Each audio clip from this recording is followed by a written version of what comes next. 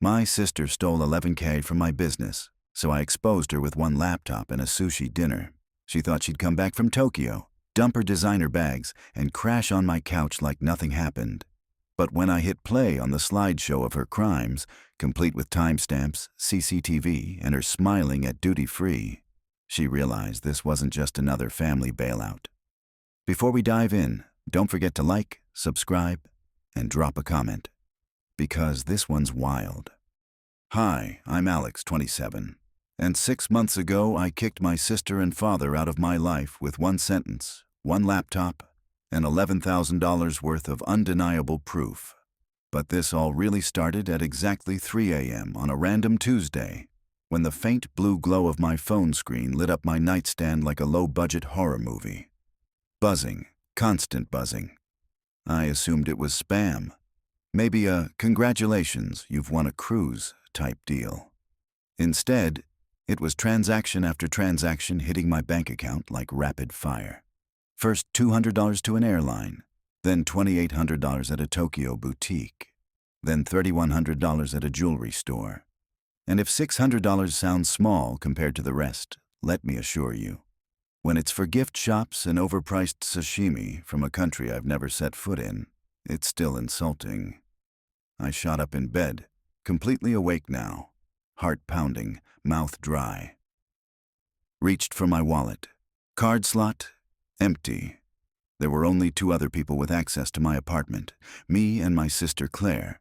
And Claire, who had been between jobs for about as long as I'd been paying for her Ubers, was suddenly nowhere to be found. The apartment was dead silent. Kitchen, bathroom, guest room, empty. Front door, slightly ajar. I got my answer just as the sun rose. 4:02 a.m., Claire's Instagram story. Her and our cousin Paige cheesing it up at the airport. Caption? "First class to Tokyo, baby. When life's too short, make it luxurious." I didn't scream.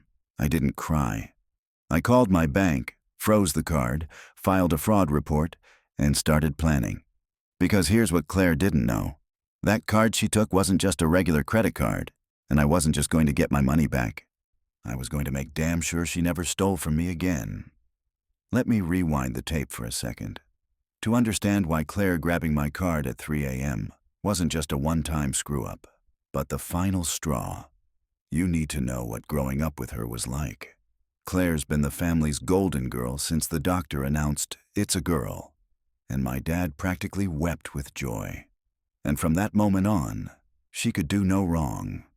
If she broke a vase, it was because she was expressing herself. If she failed a class, the teacher must have had it out for her. Meanwhile, I, Mr. Steady, Mr. Responsible, was the family's emotional and financial shock absorber. Straight A's? Expected. Summer jobs? Mandatory. Emotional meltdowns? Not allowed. You're the older sibling, Alex. Be mature. By 23, I had a steady job in IT, a 2-bedroom apartment, and more boundary issues than a broken fence. Claire, 21 at the time, had already quit 3 different schools and 5 jobs. Cosmetology school was too toxic. A marketing internship was too corporate. The barista gig.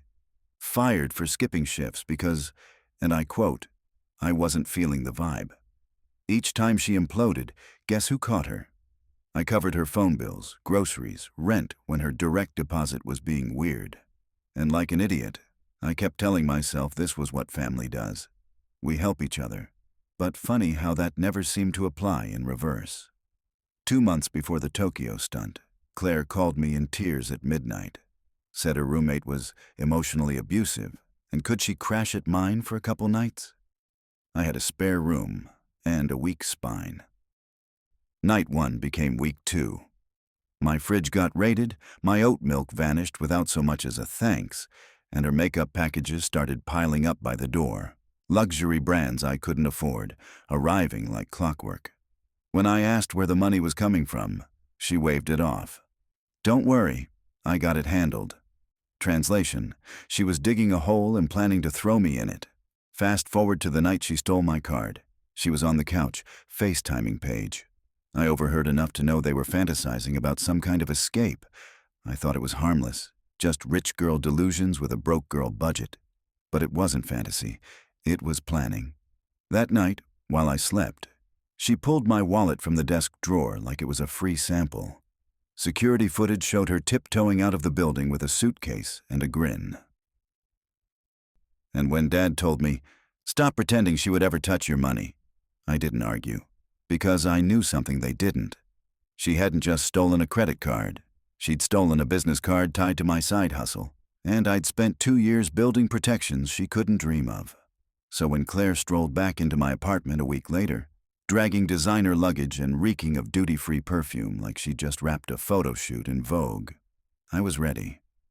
She didn't knock. She didn't apologize. She just walked in, dropped her bags like she'd come back from a yoga retreat, and flopped on the couch like nothing had happened. And behind her, Dad.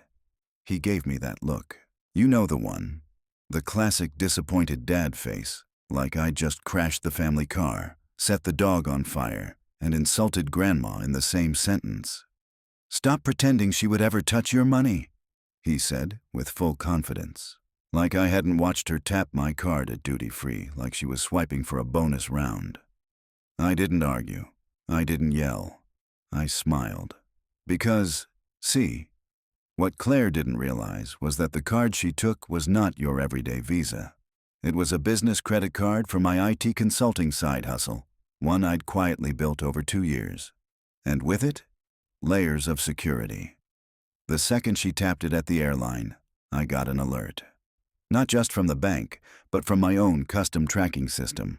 Merchant names, timestamps, GPS pings, even CCTV stills from cooperating vendors. It was like a breadcrumb trail in 4K resolution. I had everything. So I set the stage. A few nights later, I ordered Claire's favorite sushi, the stupid expensive kind with gold flakes on it. Told her Dad should come too. "We need to clear the air," I said. She showed up in a silk robe and the exact same $900 slippers she bought in Tokyo. Dad came too, already locked and loaded with that patented, "we're worried about your behavior" frown. We sat, we ate. They laughed. I smiled. Then I reached under the table, pulled out my laptop, and hit play. Slide 1. Claire and Paige in the first-class lounge at LAX. Champagne in hand. Boarding passes clearly visible. Slide 2.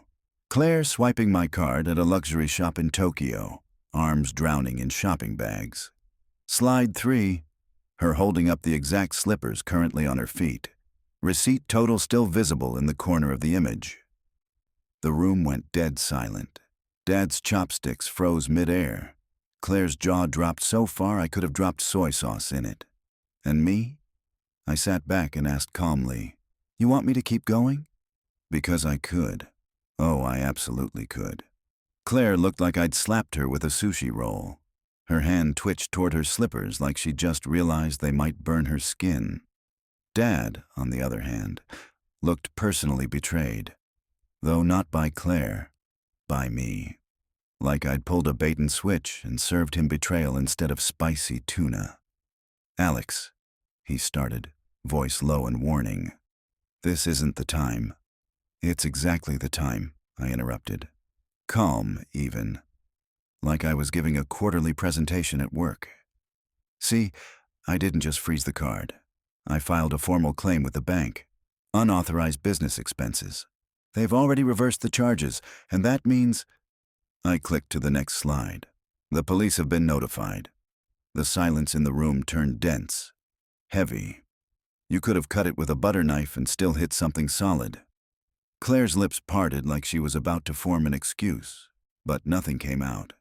Just a wheeze. Her skin had gone pale under her fake tan, and her eyes were glassy with the sudden, terrifying realization that maybe, just maybe, this wasn't going to be like all the other times. You called the cops?" she finally choked out. I nodded once. "Yes, Claire, because you stole from me, and not just money. You jeopardized my business, my taxes, my entire financial standing. That's not just a family oopsie, that's a crime." Dad stood, hand flat on the table. "Alex, this is family. We don't bring in the police over family disputes." I laughed. It wasn't a happy laugh. It was the exhausted, sharp-edged laugh of someone who's been bailing water from a sinking ship for years, only to realize everyone else brought buckets full of holes. Family?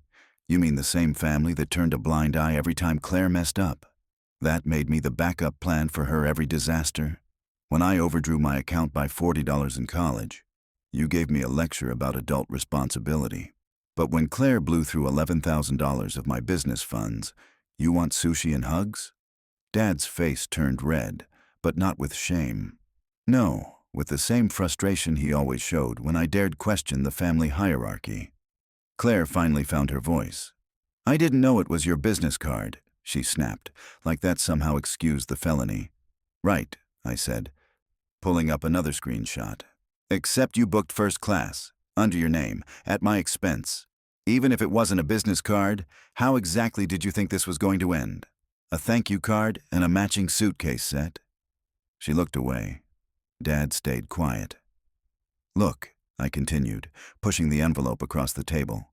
"This contains the police report, case number, list of transactions, and contact for the detective in charge. I'm not bluffing.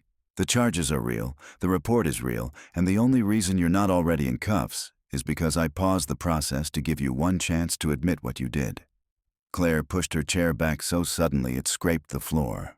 "You're ruining my life." I stood too. "No, Claire, I'm finally stopping you from ruining mine."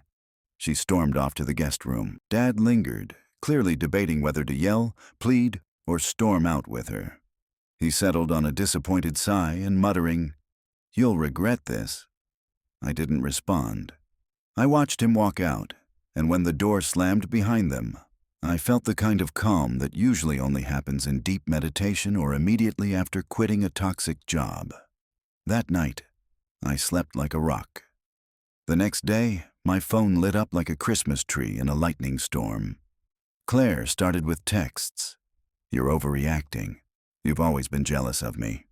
Then voicemails, half crying, half shrieking. "You've turned everyone against me. Dad hasn't eaten all day." By day 3, it was Mom's turn. The text read, "Can't you just drop the charges? It's tearing us apart." Oh, sweet irony. The family was finally torn apart. But not when Claire stole. Not when she lied. Not when she drained $11,000. No, the tearing only began when I stopped playing the doormat. 2 days after that, I got a call from Detective Harris. Formal notification had been sent to Claire. She had 2 options: pay the amount in full and sign an admission of guilt, or face charges for felony credit card fraud. I expected a fresh tidal wave of pleading.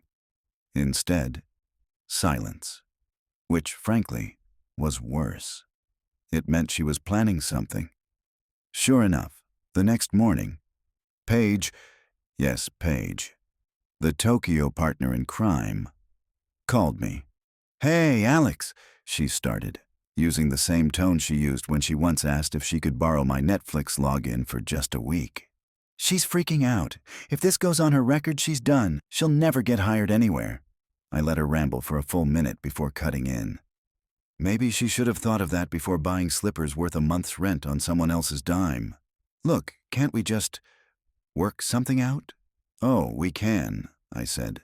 "You can delete that Tokyo photo dump before the police start asking how you paid for your ticket. That'd be a good start." Click. Line went dead. And that's when I knew I had them cornered. But they hadn't figured out just how little I cared about their guilt trips anymore. Because this time, I wasn't just playing defense. I was building walls, and making damn sure none of them ever climbed over again. 3 days after Paige's failed guilt-tripping expedition, I heard a knock on my door. Not the usual passive-aggressive knock I'd started ignoring from Dad either. This one was firm, intentional, too familiar. I opened it to find Mom standing there, arms crossed, face tight with disappointment, like she'd just caught me selling secrets to a rival nation. "They're staying in a motel," she said, without so much as a hello. "It's not nice. Claire's devastated. Your father's furious. You've humiliated your sister." I leaned against the door frame, arms crossed. doing my best impression of someone barely resisting the urge to slam the door. Humiliated? No, I corrected the narrative.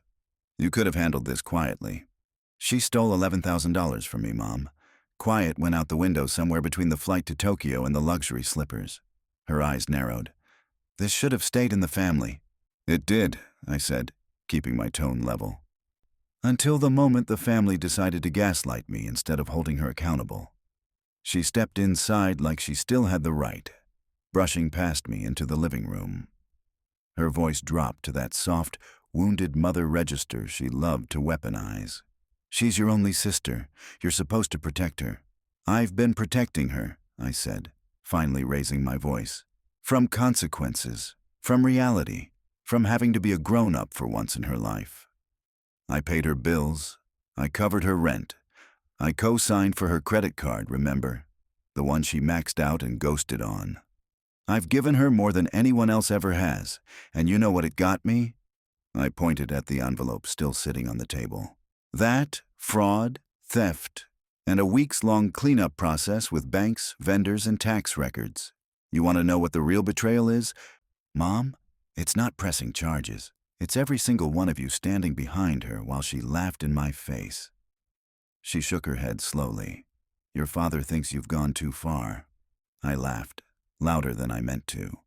Your father hasn't looked me in the eye since I showed him the receipts.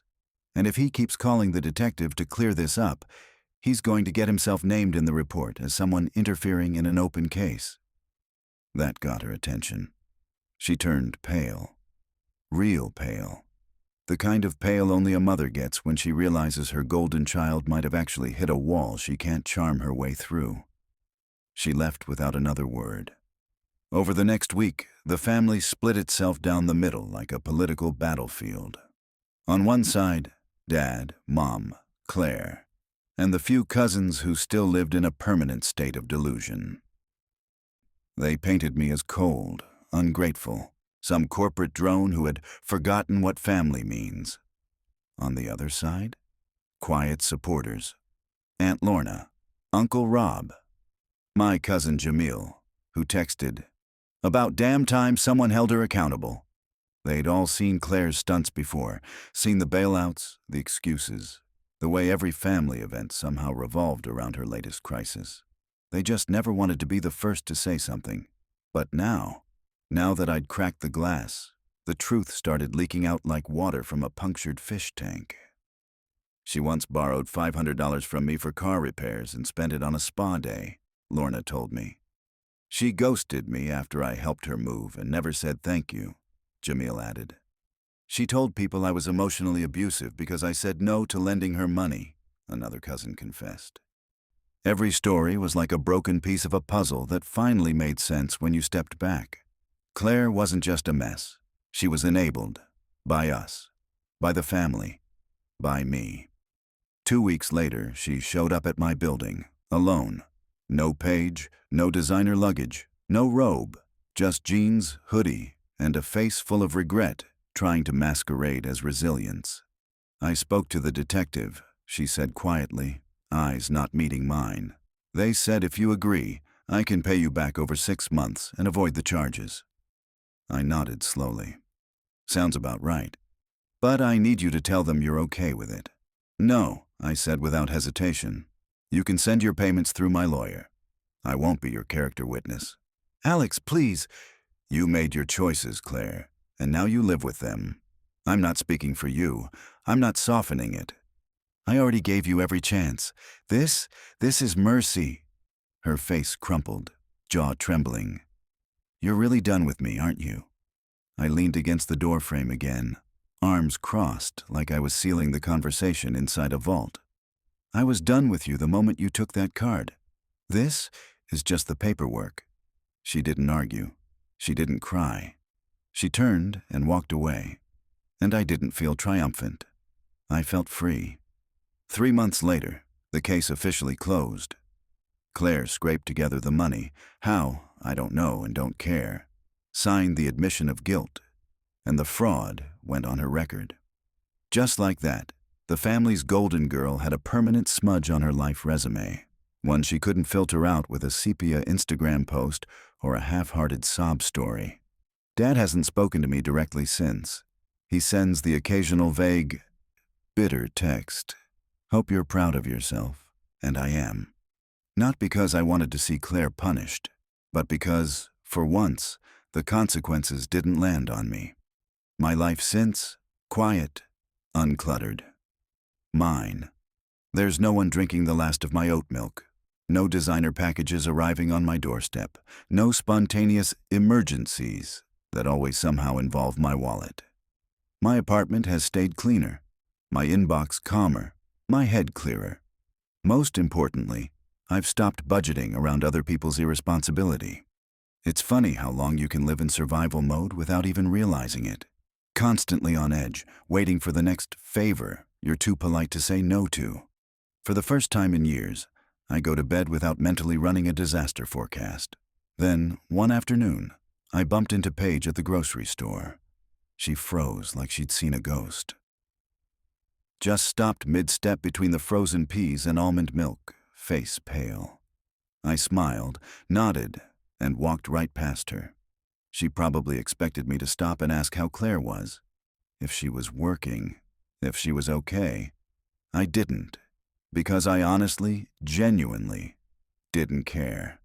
A few days ago, I was lounging on my couch, laptop open, polishing a proposal for a new client when my phone pinged. Final payment received $7,800. Just like that, Claire's debt was gone. Every cent of the $11,000 she'd stolen had officially been repaid. Not because she wanted to, because she was forced to. Because consequences finally showed up wearing real clothes and carrying paperwork. I didn't need the money. My consulting business is doing better than ever. But seeing that number hit my account wasn't about finances. It was about finality. That deposit marked the end of a long, bitter chapter and the quiet beginning of something much better. Peace. It felt like the last brick in a wall I'd spent years trying to build. A boundary, finally complete. Not to shut people out, but to protect what's mine, my time, my space, my sanity. Because the old version of me, the one who co-signed loans, gave rides at 2 a.m., handed over grocery money without thinking, that person is gone, buried under years of emotional debt and polite silence. Now, I don't explain my choices. I don't apologize for setting limits. I don't lose sleep over whether someone's disappointed in me because I didn't make their problem my responsibility. I say no. I sleep through the night, and I don't wait for the next emergency to show up at my door with a suitcase and a sob story. Since Claire walked out, she hasn't returned. No texts, no voicemails, no surprise visits pretending to talk it out. Just silence. And you know what? That silence is golden. It's not awkward. It's not heavy. It's not sad. It's mine. Sure, Dad still sends the occasional sharp message. Short ones like, hope you're proud, or some things you can't undo. And yeah, I am proud. Because for the first time, I didn't fold. I didn't soften the blow. I didn't back down when the pressure came from the people who raised me. I stood tall, and I stayed firm. And Claire, I hear whispers. She's working part-time now, trying to keep things together. Her Instagram's full of filtered selfies, discount wine nights, and motivational captions like, fall down 7 times, stand up 8. Good for her. I genuinely hope she figures things out. But that's her journey now. I'm not the fixer. I'm not the wallet. I'm not the fallback plan for people who refuse to grow up. If she, or anyone else from that side of the family, ever tries to crawl back into my life with guilt or gaslighting, they won't find the version of me that used to panic and try to make everyone happy. They'll find the version who's done explaining, who's done sacrificing, who has one answer, no matter the plea. No, because I finally learned the truth I wish I'd known a decade ago. Setting boundaries isn't betrayal, it's survival, and choosing peace, that's the most loyal thing I've ever done for myself.